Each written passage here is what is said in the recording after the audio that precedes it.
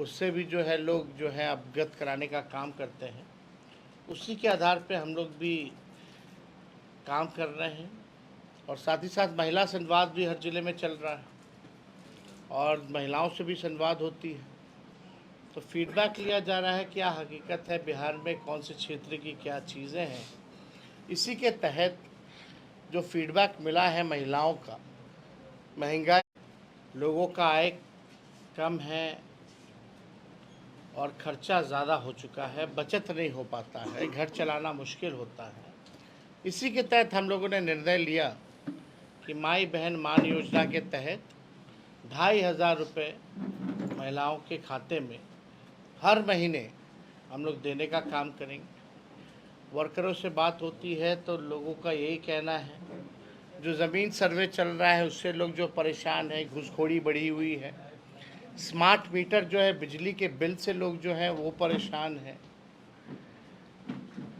कई वृद्ध लोग भी मिलते हैं, उनका भी कहना है गांव में जो फीडबैक है 400 रुपया मात्र पेंशन मिलता है, वो भी समय पे नहीं मिलता, तंग करके दिया जाता है।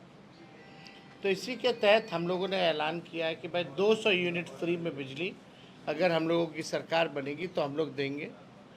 और साथ ही साथ जो वृद्धा पेंशन है, सामाजिक सुरक्षा पेंशन है, दिव्यांगों का पेंशन है, विधवा पेंशन है, इस 400 से बढ़ा करके हम लोग 1,500 रुपया करेंगे। साथ ही साथ जो गैस सिलेंडर 1,200 रुपये कीमत हो गई है गैसों की, लोगों का कहना है सिलेंडर है लेकिन गैस बढ़ाने की हिम्मत नहीं हो पाती है, इतना महंगा है। तो उसको लेकर के हम लोग 500 रुपये गैस सिलेंडर का अगर सरकार बनेगी तो हम लोग रेट जो है उसका रखा जाएगा। और एक बार पूरा बिहार घूमेंगे, उसके बाद हम लोगों का क्या विज़न है 2025 को लेकर के कि बिहार को आगे हम लोग कैसे ले जाएं, क्या रोड मैप होगा, क्या ब्लूप्रिंट होगा, वो बिहार की जनता के सामने हम लोग रखने का काम करेंगे। अब तो अंतिम चरण में हम लोगों का ये कार्यक्रम चल रहा है। आज नवादा है, कल पटना, उसके बाद पूरा बिहार का जितना ज़िला है वो कंप्लीट हो जाएगा। और फिर आप सब जान रहे हैं कि बिहार विधानसभा 28 तारीख से चालू है, उसमें बजट सेशन है, उसमें भी हम लोग देखेंगे कि भाई किस प्रकार का बजट जो है वो बनाया जा रहा है। तो आप देखिएगा नीति आयोग का रिपोर्ट, तो बिहार गरीबी में अव्वल है, पलायन में अव्वल है, बेरोजगारी में अव्वल है, साक्षरता जो दर है उसमें सबसे पीछे है। आप देखिएगा किसानों के आय में सबसे पीछे है, प्रति व्यक्ति आय में सबसे पीछे है। तो बिहार को जिस हिसाब से आगे बढ़ना चाहिए था, 20 साल की यहाँ एनडीए की सरकार रही, डबल इंजन की सरकार चल रही है, 11 साल से मोदी जी प्रधानमंत्री हैं, 20 साल से नीतीश कुमार जी मुख्यमंत्री हैं, फिर भी गरीबी है, बेरोजगारी है, महंगाई है, पलायन है, साक्षरता दर में हम सबसे पीछे हैं, प्रति व्यक्ति आय में हम सबसे पीछे हैं, किसानों की आय में हम लोग जो है सबसे पीछे हैं। तो बिहार में पूरी तरीके से आप कह सकते हैं ये डबल इंजन की सरकार, जिस प्रकार से लगातार गोलियां चल रही हैं पूरे बिहार में, हत्या, अपहरण, लूट, मर्डर से लेकर के डकैती, बैंक रॉबरी, जिस हिसाब से घटनाएं जो घट रही हैं पूरे बिहार में। कल भी हमने बुलेटिन जारी किया था, केवल जनवरी माह का कुछ चुनिंदा घटनाएं 137 का हमने लिस्ट जारी किया था। समझ सकते हैं कि अपराधियों का जो है बिहार में बोलबाला है। लॉ एंड ऑर्डर का क्रिमिनल डिसऑर्डर जो है बिहार में हो चुका है।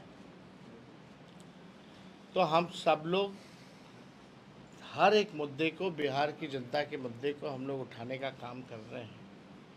लेकिन माननीय मुख्यमंत्री जी यात्रा पे हैं, नाम है यात्रा का प्रगति, लेकिन असल में वो दुर्गति यात्रा है। 2 अरब 25 करोड़ 28 लाख रुपए, 78 लाख रुपए, 2 करोड़ 2,25,78,00,000 रुपए ये यात्रा में खर्च करना। किस लिए? जनता से केवल संवाद करने के लिए।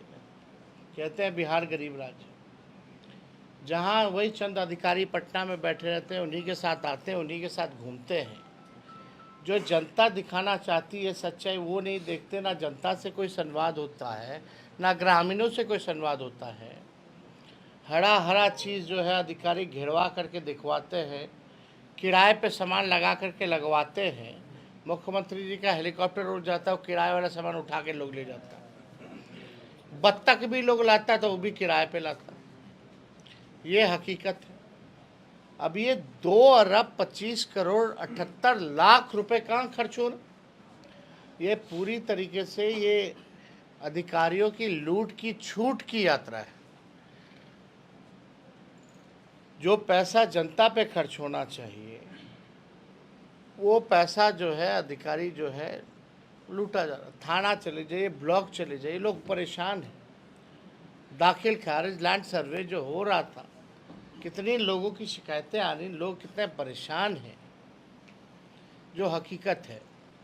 स्मार्ट मीटर से लेकर के सभी लोग जो हैं इस मौजूदा सरकार से परेशान हैं।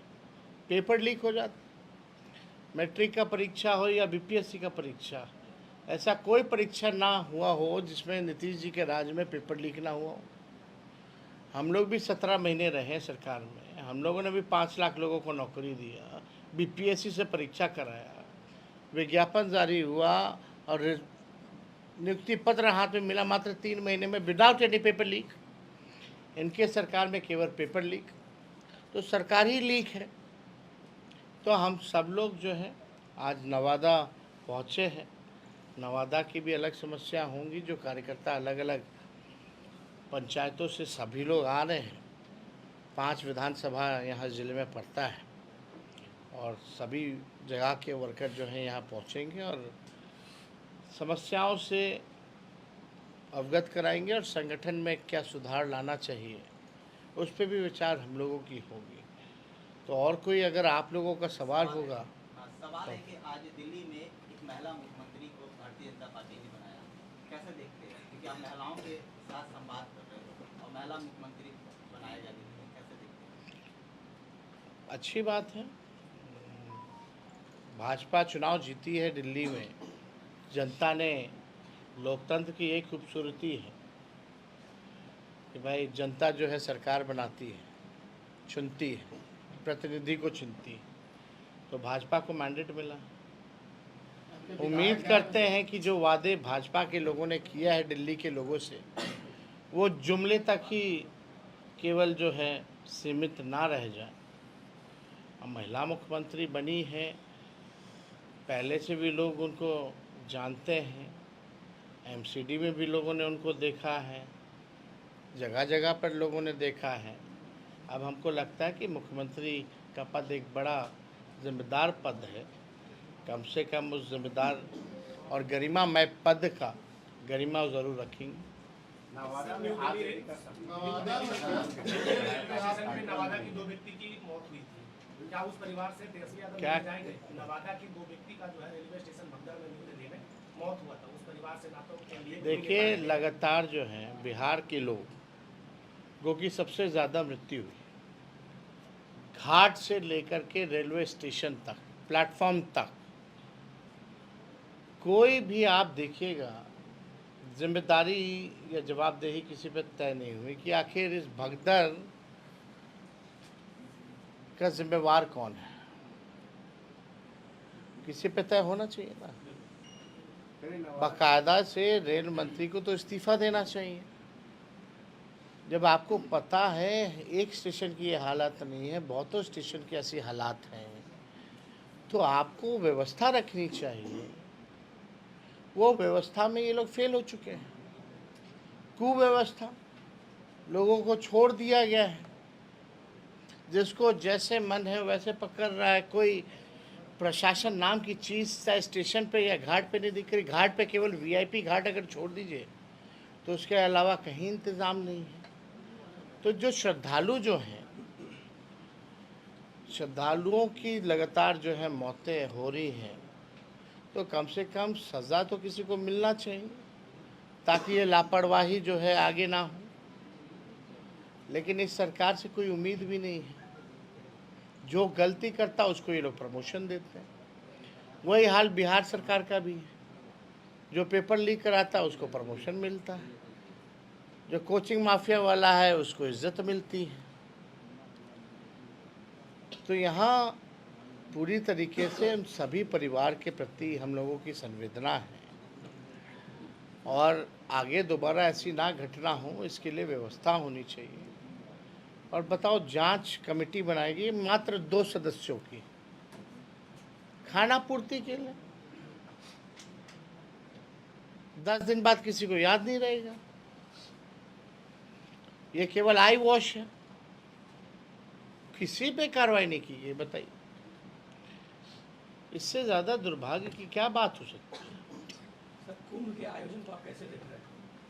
आप कुंभ के आयोजन आप गए हैं और आप हो लीजिए ना, पहले आप लोग हो लीजिए। सर, ममता बनर्जी का कहना है कि मृत्यु ये जो महाकुंभ है वो मृत्यु कुंभ है। अब देखिए, अब बिहार के बारे में बात किया जाए। एक एक आखिरी राम को काल्पनिक बताने वाले जीतन राम मांझी कुंभ में स्नान कर लिया। वो बोले कि सर, नवादा के बारे में बताया। सर, बिहार एक में जो मुस्लिम वोटर्स हैं उनका जो भरोसा है आरजेडी से कम होता जा रहा है, इसका क्या वजह है? क्या रिपोर्ट है आपके पास? कोई डेटा है? कोई आधार है क्या? एक सवाल है, उसको पूरा होने दीजिए। कोई आधार है आपके पास? यार आपको हमारे बूथ रिपोर्ट के हिसाब से तो अलग बात, आपका कोई रिपोर्ट होगा तो आपका है। चलिए, आपके दो नहीं सवाल पहले आपको बता, आपके 2 भी विधायक ने लोकसभा चुनाव में आपके साथ नहीं थे और आज आप भी आए यहाँ, आपको हुआ, लेकिन 2 विधायक नहीं। वजह क्या है, क्यों नाराज? आपने कहा था रैली में तो हम उसे देखेंगे, आज 2 साल बीतने वाला, वो विधायक क्यों नाराज करते हैं या आप उन्हें नाराज करते हैं? कौन नाराज है? कौन कहीं किसी के ना बैनर भैया, तो हम तो मना किए कोई बैनर पोस्टर वैसे लगाए नहीं। इसमें ये सब छोटी चीज़ें, पार्टी का इंटरनल मानना है, हम लोग देख लेंगे, उसमें क्या कहना। आपके बगल में विधायक का मामला है,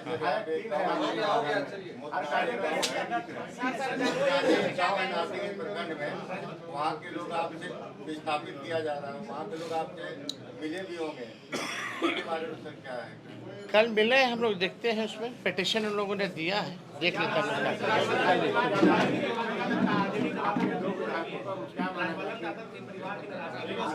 अब छोड़ो ना यार, कोई व्यक्तिगत बात करने आए हैं, पार्टी की बात।